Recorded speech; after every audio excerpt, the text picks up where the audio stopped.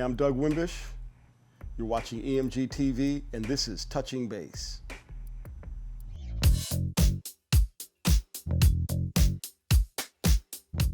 Why bass? Why not? I guess that's the question. We just kind of connected. I started hearing a lot of low end when I was young, and I was attracted to it. It just connected. Before you know it, I got a bass in my hand, started playing with some friends in the neighborhood, and just kept grooving. One thing led to another, you meet another person, you start to elevate, and before you know it, voila, I'm a bassist.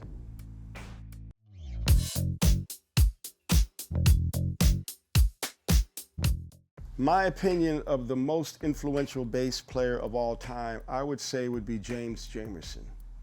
Why? Because of the great records that he recorded, laying down the foundation for many different artists at Motown Records over the years. And his bass lines continue to inspire me and many other bassists in this planet. And can't be happier to know that there's a person like him that was able to give us all that information. And it's like a Bible of information that he's put out for everybody. So I would say James Jamerson.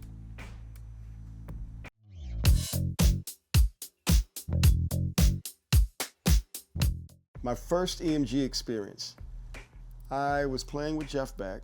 He had a tour of Japan. I had a friend in Japan that said, hey Doug, I got a friend that will make a bass for you. I said, great. So they ended up making a bass, had a lot of different things in it, but what I did ask for was the EMG pickups. I got the bass about 2 days before the actual show with Jeff Beck, and that was a great experience. So EMG has been with me since then. It's the only pickups that I've used.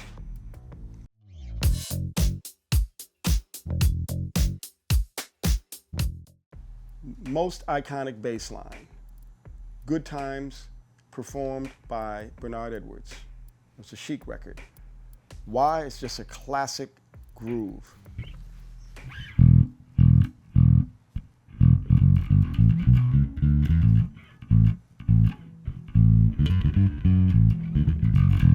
Simple, has pulse, clarity. Can't go wrong with a bass line like that.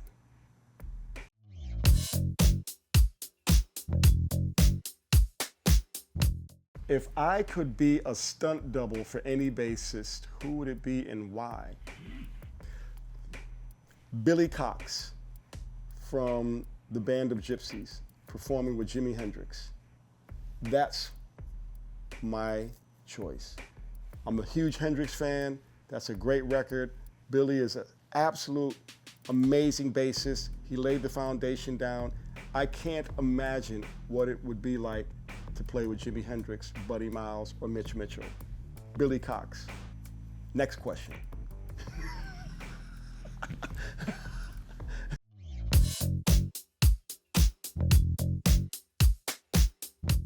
Okay, so if I could, a great rhythm section I think would be Jaco Pastorius and Dennis Chambers.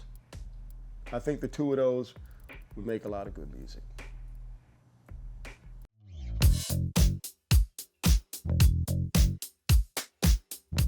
My first paid gig was playing at a, okay, this is hilarious. My first paid gig was at a place called Lincoln Dairy in Hartford, Connecticut. It was a Saturday afternoon. I must have been maybe 12 years old. We played with some of my local friends in the area.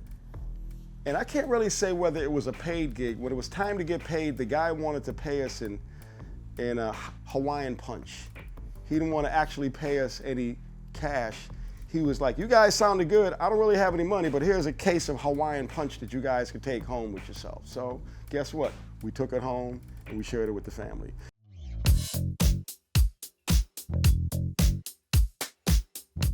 I was very nervous at this particular gig. It was my high school pep rally.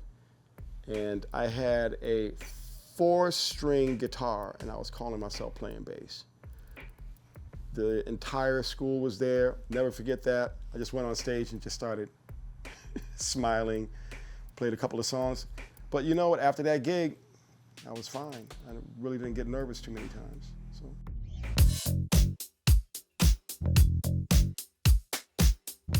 I was shocked to see Mick Jagger show up in one of my gigs, and that was really cool. He came to a Tackhead gig, and yeah, I'm glad he showed up. So I was shocked to see him there because it was a pretty noisy gig, and he made it through a few songs.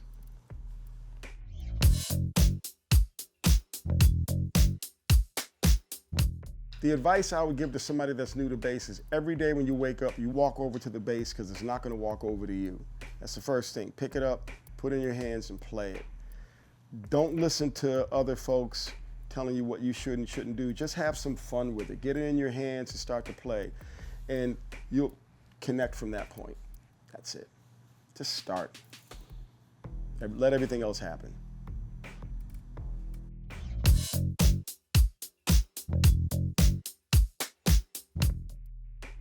Okay, the first bass line that I learned was probably,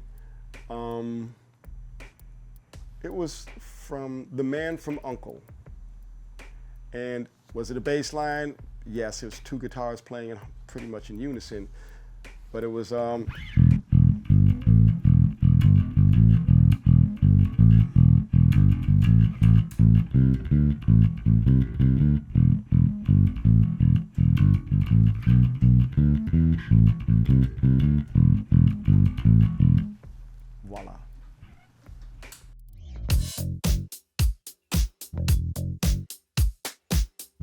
Larry Graham was a huge influence on me. When I first heard Dance to the Music coming across the radio, back in the day, I was, wow, what's that? It was Larry Graham, had some fuzz on the bass, and then I started to follow him and start hearing thumping, and he was a pure innovator. Then moving up the ladder, there's Bootsy Collins. Bootsy came with a certain sound that I liked, and he had that funk. Moving up the ladder, I heard Jaco Pastorius play, and that just cracked my skull open. And even to this day, when I hear Victor Wooten, it's still mesmerizing. So I'm climbing up the ladder. There's all these steps of great bass players over the decades, and they've all inspired me, and I'm always a bass player's biggest fan.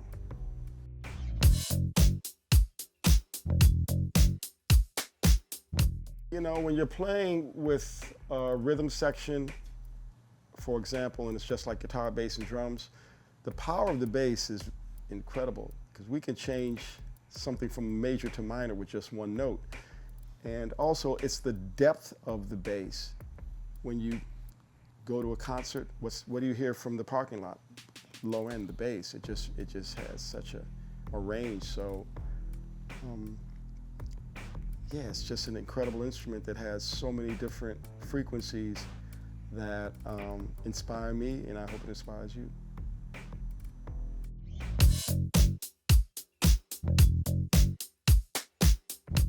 A lot has happened with bass.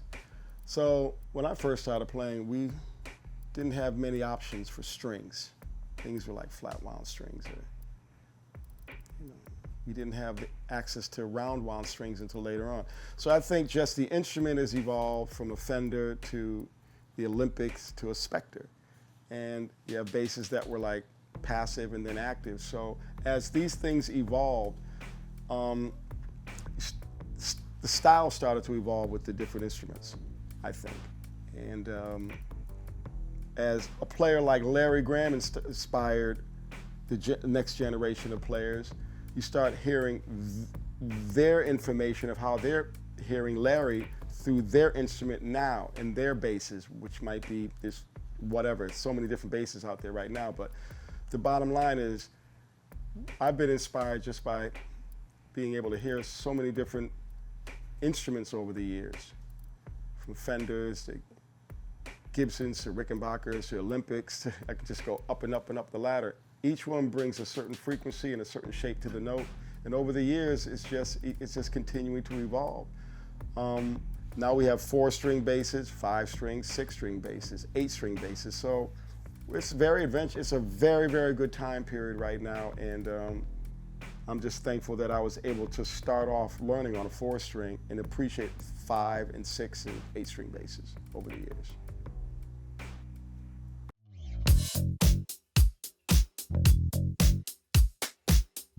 I think the golden era for me is when I first started off, I didn't understand a lot about the different instruments. And as I started to evolve and play more, I started to understand the sound of a Rickenbacker or a Fender Jazz or a Precision. And they all came from this era, 60s, 70s, even before then. So that's where I started. That's my golden era.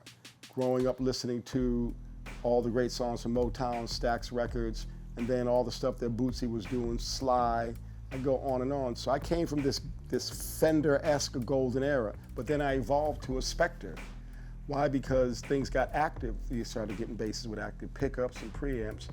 You started getting necks that had more notes. You could get more of a reach. So I evolved with the times. I started off playing Fenders, and I just evolved to where I am right now playing Spectre basses. That's 50 years of grooving.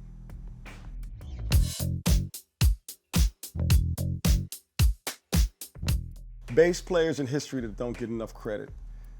Donald Duck Dunn, Chuck Rainey, George Porter Jr. from the Meters, Family Man Barrett from Bob Marley's band.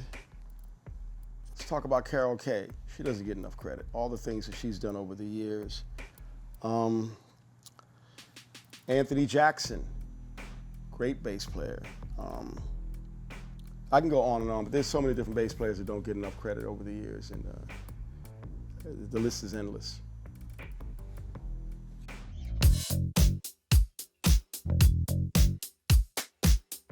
How do I balance groove and innovation? It starts with the song, and it has to have a purpose and cause. So if I'm working with a certain artist, I start to understand what they want, what they need. And sometimes you'll stumble across something that they like and they didn't even realize they like it. So for example, I'm grooving with Annie Lennox. I also have a whammy pedal that I'm playing.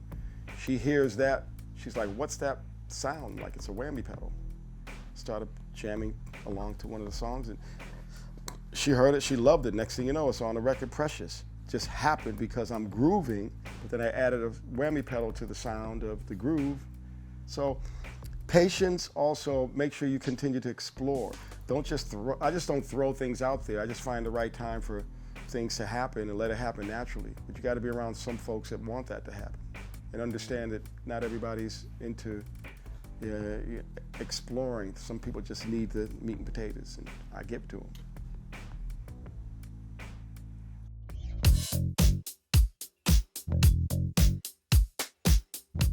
I still like just straight finger plucking, just getting right down to the power of the note, the shape of the note, just hitting with your fingers.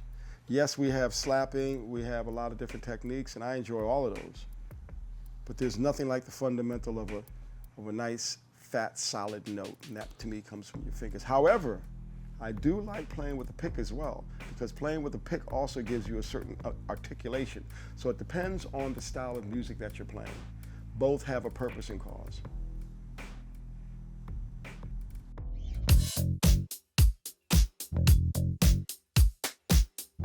I think I'm carrying on a tradition, and by doing that, I find a way to carve a new path, to be honest. I've been inspired by so many different bass players and their sound. At the same time, I've been fortunate to explore different sounds and understanding the assignment. So I'm kind of in, it's duality. I carry the tradition, but I'm also constantly exploring to be able to move the notes and move the frequencies forward for the next generations.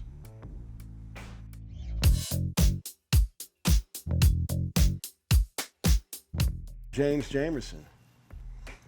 Why? Because I can only imagine what it was like making those recordings at Motown in that environment. You see the photos, you hear the records, and as a studio bassist myself, I understand how challenging it can be to work with different artists and make these records. So I would love to have a conversation with James Jamerson and just listen to what he has to say and take that frequency on to the, as I live on. You know, he's the man. He did so many great things. And yeah, James Jamerson.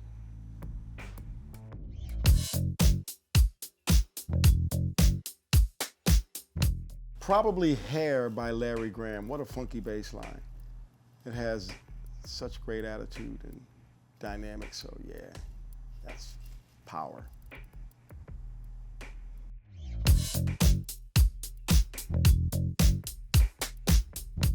I would say a kalimba. I like to play kalimba. I like the frequency of it, and the rhythm of playing with your thumbs is fantastic in the tone. So after I play a kalimba for a while, when I pick up my bass, I'm like, well, at least my thumbs have had a good workout. And I just like the frequency that it produces, so a kalimba.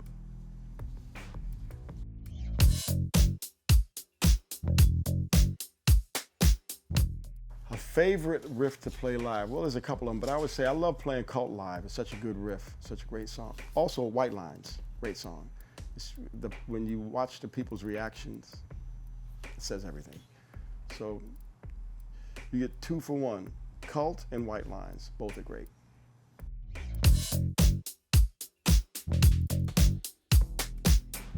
Okay, what's a great studio moment? When I started to record the Stain record for Living Color. That was a great studio moment. We were in Woodstock, Bearsville Studios, and it was just great to be in that environment, working with Vernon, Corey, and Will. That was a great studio moment. First song we cut might have been Ignorance is Bliss. It was just a fantastic moment.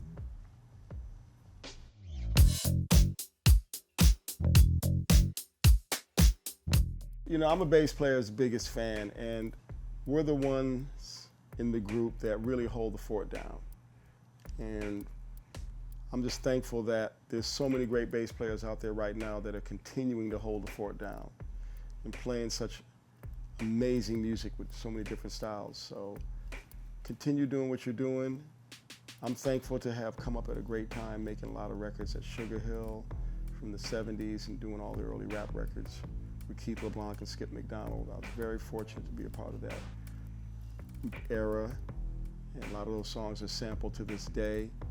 And working with Living Color and many different artists, Mick Jagger, Jeff Beck, it's endless. So I was very fortunate to have those great moments, and I'm still here to play more great moments. So yeah, it's just memories are great, and I hope the next generation just continues to play your ass off.